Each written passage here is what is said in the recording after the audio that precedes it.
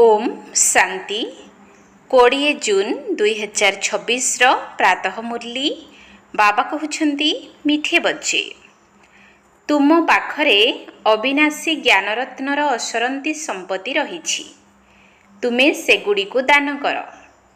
तुम दुआरु केही भी खाली हाथरे फेरी न जातु। तुम पाखरे अविनाशी ज्ञानरत्नर असरंती संपत्ति रही तुमे सेगुड़ी को दान कर। तुम दुआरु केही भी खाली हाथरे फेरी न जातु। प्रश्न सर्व संबंधर साकारीन बाबा निजर पिलामानंकु केउ श्रीमत देउछंती? सर्व संबंधर साकारीन बाबा निजर पिलामानंकु केउ श्रीमत देउछंती? उत्तर मिठे बच्चे निजर बुद्धि जोग अन्य सबुआडु तुटेई केवल मोते मने पकाओ। दुनियार कौनसी वस्तु बा मित्र संबंधी आदि मने न पड़ंतु काहींकिना एही समय समस्ते दुखदायी अटंती। जदि विश्वर मालिक हेबाकु चाहुछ तेबे निश्चित भावरे 63 जन्मर हिसाब किताब को चुक्त करिवार परिश्रम करिबाकु पड़िबो। सबु किछि भूली जदि अशरीरी हेबार अभ्यास करिबो तेबे हिसाब किताब चुक्त होई जिवो। मु सर्व संबंधर साकारीन अर्थात श्रेष्ठ सुखदाता अटे। ओम शांति बाप दादा पिलामानंकु पचारुछंती जे काहा स्मृति रे बसिछ? शिव बाबांकर। एहाकु दृढ़ स्वर रे कहिबा दरकार जे आमे शिव बाबांक स्मृति रे बसिछु। तुम पिलामानंकर अर्थात आत्मा मानंकर संबंध शिव बाबांक सहित रहिछि। तुमे एहांक द्वारा शिव बाबांकर संतान होइछ काहींकिना शिव बाबा ब्रह्मांक द्वारा ही मिली थांती। ब्रह्मा को मझिरे दलाल मध्य कहा जाए। तुमर दलाल सहित कौनसी संपर्क नाही। ये तो केवल मझिरे मध्यस्थी रूप रे अछंती। समस्तंकर नेण देणर हिसाब किताब बाबांक सहित हेबार अछि, यांक सहित नुहे। एहांकर मध्य नेण देण बाबांक सहित रहिछि। ये मध्य बाबांको कहउछंती बाबा मोर सबु किछि आपणकर अटे। तुमको मध्य प्रथम रे एही निश्चय रहिछि जे मु आत्मा अटे एवं आउ गोटे निश्चय मध्य अछि जे आमे आत्मा माने वर्तमान परमपिता परमात्मा ठारू संपत्ति नेउछु। मन वचन कर्म एवं शरीर मन धन रे आमे शिव बाबांकर सहयोगी हेउछु। ए सबु किछि शिव बाबांको अर्पण करि देइछु। पुणी शिव बाबा निर्देश देउछंती एपरी एपरी एही कार्य कर। एहाकु कहा जाउछि श्रीमत। बाबा निजे कहउछंती मु एही पुरुणा शरीर रे प्रवेश करूछि। ब्रह्मा मध्य पतितरु पावन हेउछंती। एही कथा किए कहउछंती? शिव बाबा। ये मध्य पवित्र हेउछंती। यांकर मध्य मो सहित हिसाब किताब रहिछि। एहांक सहित काहार भी हिसाब किताब नाही। तुमे माने चिठी लेखुछ शिव बाबा मार्फत ब्रह्मा। किंतु माया एभली अटे जहाकि निरंतर मने पकाइबाकु देउ नाही।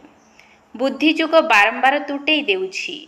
जदि एही पुरुषार्थ को भल भावरे करिबो तेबे अन्य सबु किछि भूली होई जिवो।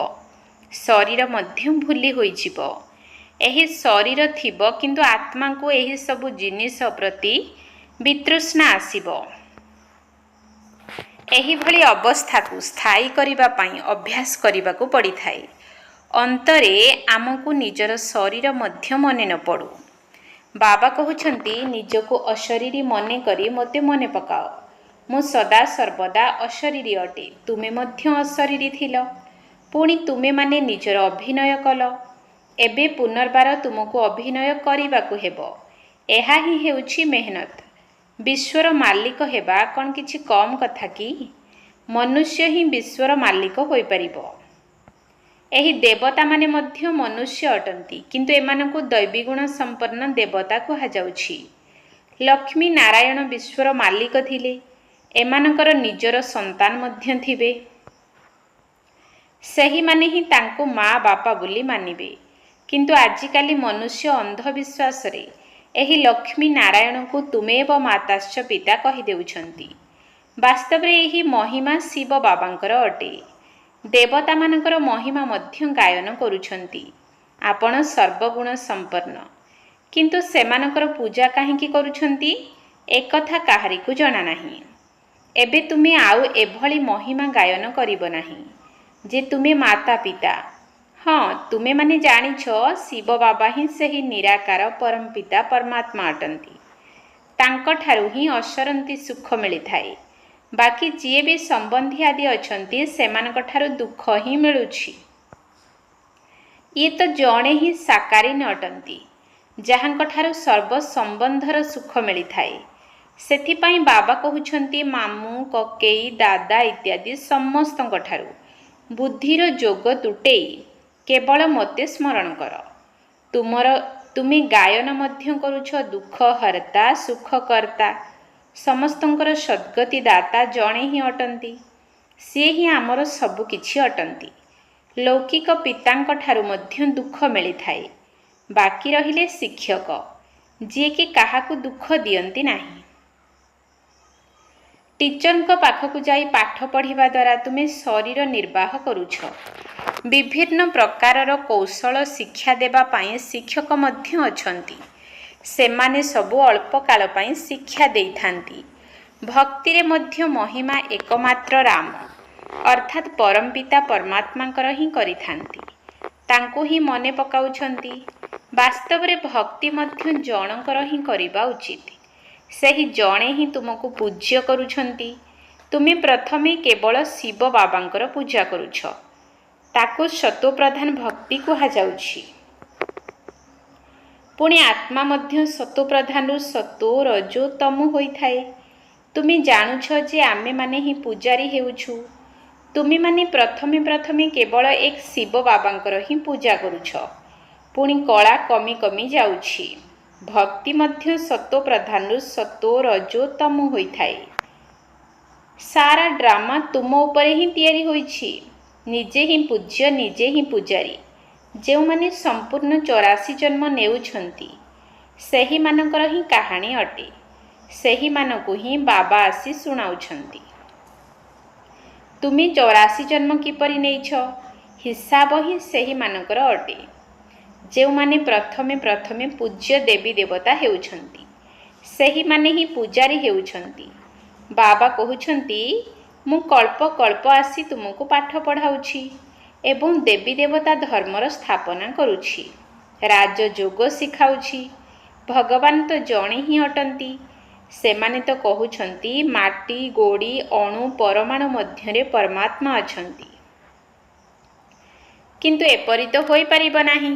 ଭଗବାନଙ୍କର ମହିମା ତ ଅପରମ ଅପାର ଅଟେ।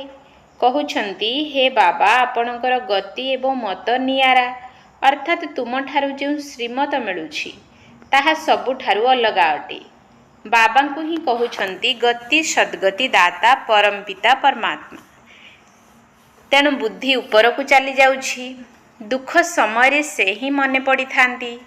ଯଦି ରାମ ସୀତା ବୁଦ୍ଧିରେ ଥିବେ ତେବେ ସାରା ରାମାୟଣ ବୁଦ୍ଧିରେ ଆସିଯିବ। ତୁମେ ତ ସେହି ଜଣେ ବାବାଙ୍କୁ ହିଁ ଡାକୁଛ। କେବଳ ଏକମାତ୍ର ବାବାଙ୍କ ବ୍ୟତୀତ ଆଉ କୌଣସି ସାକାରୀ ମନୁଷ୍ୟ ବା ଆକାରୀ ଦେବତାଙ୍କ ସହିତ ବୁଦ୍ଧି ଲଗାଇବାର ନାହିଁ। ପତିତ ପାବନ କେବଳ ଏକମାତ୍ର ବାବା ହିଁ ଅଟନ୍ତି। କୌଣସି ବି ସତ୍ସଙ୍ଗକୁ ଯାଇ ଏହା ଗାୟନ କରୁଛନ୍ତି ଯେ ହେ ପତିତ ପାବନ ସୀତାରାମ, କିନ୍ତୁ ଅର୍ଥ କିଛି ବି ଜାଣିନାହାନ୍ତି। ଏସବୁ ହେଲା ଭକ୍ତି ମାର୍ଗର ଗାୟନ। ସମସ୍ତେ ରାବଣର ଜେଲରେ ଅଛନ୍ତି। ଭକ୍ତି ମାର୍ଗରେ ମନୁଷ୍ୟ ବହୁତ ବାଟବଣା ହେଉଛନ୍ତି। ଏଠାରେ ବାଟବଣା ହେବାର କୌଣସି କଥା ନାହିଁ। ବାବା ବୁଝାଉଛନ୍ତି ପିଲାମାନଙ୍କୁ ଜ୍ଞାନର ପଏଣ୍ଟ ଗୁଡ଼ିକୁ ବୁଦ୍ଧିରେ ଭଲ ଭାବରେ ଧାରଣ କରିବାକୁ ହେବ। ପାଠ ନିୟମିତ ପଢ଼ିବାକୁ ହେବ। ଯଦି କୌଣସି କାରଣରୁ ସକାଳୁ ଆସି ନ ପାରୁଛ ତେବେ ଅପରାହ୍ନରେ ଆସିଯିବା ଉଚିତ। କାହାକୁ ବିରକ୍ତ ମଧ୍ୟ କରିବାର ନାହିଁ। ସାରା ଦିନ ପଡ଼ିଛି, କେତେବେଳେ ବି ଯାଇ ପାଠ ପଢ଼ିବା ଦରକାର। ଏହି କନ୍ୟାମାନେ ସକାଳୁ ନେଇ ସନ୍ଧ୍ୟା ପର୍ଯ୍ୟନ୍ତ ସେବାରେ ଉପସ୍ଥିତ ଅଛନ୍ତି। सारा दिन सेवा केन्द्र खोला रही। जे कहीं भी आसंतु तांको रास्ता बताइबाकु हेबो। प्रथमे प्रथमे तो शुणाइबाकु हेबो। विचार कर, तुमर 2 जण पिता अछंती। दुखरे पारलौकिक पितांको मने पकाई थांदी ना। एबे शिव बाबा कहउछंती केवल मते ही मने पकाओ। मृत्यु तो सम्मुखरे उपस्थित। एहा सही महाभारत लड़ाई अटे। जदिओ बड़ बड़ कोटिपति पदमपति अछंती, बड़ बड़ अट्टालिका आदि तैयारी करूछंती, किंतु से सब कौन रहिबो? एसबु तो नष्ट होई जिवो। एमाने भाबुछंती कलिजुगर आयुष लक्ष लक्ष वर्ष अटे। एहाकु कहा जाउछि घोर अंधकार। जदि काहा पाखरे धन अछि तेबे पचारुछंती घर तैयारी करिबु। बाबा कहिबे जदि पैसा अछि तेबे तैयारी कर। धन भी तो माटी रे मिसी जिवो। एसबु तो अस्थायी अटे। नचेत एही सबु धन संपत्ति मध्य चली जिवो। किछि भी रहिबो नाही। भले घर आदि तैयारी कर, पुणी सेथिरे गीता पाठशाला पाई व्यवस्था रख। जी भी तुम दुआर को आसंतु तांको एभली भिक्षा दियो जाद्वारा से विश्वर मालिक होइछिबे। तुम पाखरे असरंती ज्ञान धन रहिछि। एते धन आउ काहा पाखरे नाही।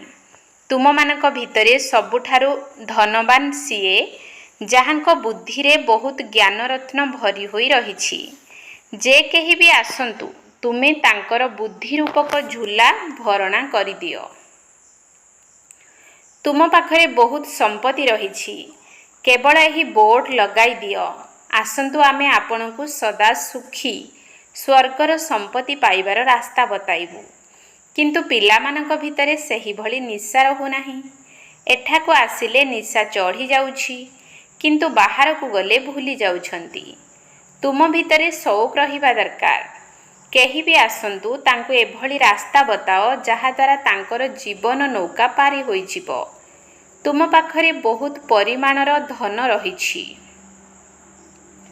केही भी भिकारी आसंतु बा केही लक्षपति आसंतु, किंतु तुमे तांको बहुत रत्न देई पारिबो। बाबा एठारे निशा चढ़ाउछंती, पुणी ताहा सोढ़ा पानी भली तुरंत कम होई जाउछि। बाबा तुमर झुली को अविनाशी ज्ञान रत्नरे भरी देउछंती, किंतु तुम भितरे क्रमान्वय अछंती। जदि कहार भाग्य रे अछि तेबे पूर्ण रूप रे धारण करि नेउछंती। बाबा कहउछंती चेष्टा करी तुमे निरंतर याद रे रुह। एमिति नुहे कि सेंटर को जाई गोटिए जगार बसी जिबाकु हेबो ना। चाली बुली जहाँ भी समय मिलुछि बाबांको स्मरण करी चल। हातरे काम दिल अर्थात बुद्धिर जोग बाबांको साथी रे रही थाउ। बाबांको स्मरण करिबा द्वारा तुमर कल्याण हेबो। 21 जन्म पाई तुमी धनवान होई जाउछ। बेहद्र पिता बेहद्र बा अविनाशी संपत्ति देउछंती। भारत स्वर्ग थिला, एबे नर्क होई जाइछि। बाबा कहउछंती एबे मते मने पकाओ, तेबे तुमर आत्मा सत प्रधान होई जिवो। बाबांको स्मरण करिबा द्वारा निशा चढ़िबो। आम भली धनवान सृष्टि रे आउ केही नाहांती। बाबा जदि मने पड़ू नाहांती तेबे धन केउठु आसीबो? स्वर्ग रे तो तुम पिला मानकु अपार सुख मिलुछि। शास्त्र मानकरे तो केते सबु मनगढ़ा कथा लेखि देइछंती। गायन मध्य करूछंती, राम राजा राम प्रजा, धर्मर उपकार हेउ। पुणी कहउछंती रामकर सीता चोरी होईगला, बंदर सेनार सहयोग नेइथिले। आगरु आमे निजे मध्य पढ़ुथिले, किंतु किछि भी बुझी पारु नथिले। एबे केते बुझी पारुछ? केते आश्चर्यजनक कथा सबु लेखि देइछंती। बाबा कहउछंती मते प्रकृतिर आधार नेबाकु पडुछि। त्रिमूर्तिर चित्र रे मध्य ब्रह्मा विष्णु शंकरंकु देखाउछंती, किंतु एकथा मध्य जानी नाहंती जे विष्णु किए, केउठारे रुहंती। विष्णुक मंदिर को नर नारायणकर मंदिर कहउछंती, किंतु अर्थ किछि भी बुझी नाहंती। विष्णुकर एही 2 रूप लक्ष्मी नारायण अटंती, जेउ माने सत्य जुगरे राजत्व करुथिले। एबे तुमे मनुष्यरु देवता हेउछ। केही जदि आसुछंती तेबे कुह, एमाने ब्रह्मा कुमार कुमारी अटंती। तेबे प्रजापिता ब्रह्मा समस्तंकर पिता हेले। प्रजा तो बहुत ढेर अछंती, नाम तो शुणिछ ना। भगवान ब्रह्मा द्वारा ब्राह्मण रचना करथिले। बाबा तो निश्चित भाव में पिला मानकु संपत्ति देइथिबे ना। तुम संतान मानकु विश्वर मालिक करुछंती। तुमे माने शिव बाबा ठारू संपत्ति प्राप्ति करुछ। जणे हेले लौकिक पिता आउ जणे हेले पारलौकिक पिता। एबे एठारे तुमको अलौकिक पिता रूप में ब्रह्मा बाबा मिलिछंती। ये तो हीरा व्यवसायी थिले। ये कौन किछि जानी थिले कि यांको पाई कुहा जाउछि जे यांकर बहुत जन्मर शेष जन्मर मध्य शेष समय यांको भितरे प्रवेश करिथाए। बानप्रस्थी हेबार प्रथा मध्य भारत रे ही रहिछि। 60 वर्ष परे गुरुंको पाखकु चली जाइथांती। बाबा यांको भितरे प्रवेश करी कहउछंती एबे तुमको घर को जीवाकू हेबो। मुक्ति तो समस्ते चाहुछंती, किंतु मुक्ति को केही भी जानी नाहंती। ब्रह्मरे तो केही लीन होई परिबे नाही। एही सृष्टिर चक्र तो घूरी चलीछि। समस्तंकु निजर अभिनय करिबाकू ही पड़िबो। कहउछंती विश्वर इतिहास भूगोलर पुनरावृत्ति होइथाए। एही अनादि ड्रामा पूर्व निर्मित अटी। 84 जन्मर अभिनय तुमको करिबाकू ही पड़िबो। एहा हेउछि ज्ञानर नृत्य। सेमाने पुणी डंबरू देखाई देइछंती। तेबे सूक्ष्मवतनवासी शंकर डंबरू किपरि बजाइबे? बाबा बुझाइछंती तुमे माने मांकड़ सदृश थिल। तेबे बाबा तुम भली मांकड़ मानकर सेनार सहयोग नेइछंती। तुम सम्मुखरे बाबा ज्ञानर डंबरू बजाउछंती। तुमको ज्ञान देउछंती। एबे तुमर चेहरा एवं चरित्र दुईटी जाक परिवर्तन करुछंती। कामचिता उपरे बसी तुमे कला होई जाइछ। बाबा पुणी तुमको ज्ञान चिता उपरे बसाई तुमर रूप एवं चरित्र दुईटी को परिवर्तन करी श्यामलरु गोरा बा पतितरु पवित्र करी देउछंती। एठारे बाबा केते निशा चढ़ाउछंती, पुणी सही निशा काहींके समाप्त होई जाउछि? अच्छा, मीठा मीठा सिकिल धे संतान मानक प्रति माता पिता बाप दादांकर मधुर स्नेह संपन्न शुभेच्छा एवं सुप्रभात। आत्मिक पितांकर आत्मिक संतान मानकु नमस्ते। आत्मिक संतान मानकर आत्मिक बाप दादांकु नमस्ते नमस्ते नमस्ते सुप्रभात। धारणा पाई मुख्य सार 1 नंबर पॉइंट। बाबा जी असरंती ज्ञान धन देइछंती, सेगुड़ी को धारण करी निजे धनवान हेबा सहित अन्य समस्तंको मध्य दान करिबाकू हेबो। जे भी आसंतु तांकर बुद्धि रूपी झूला भरी देबाकू हेबो।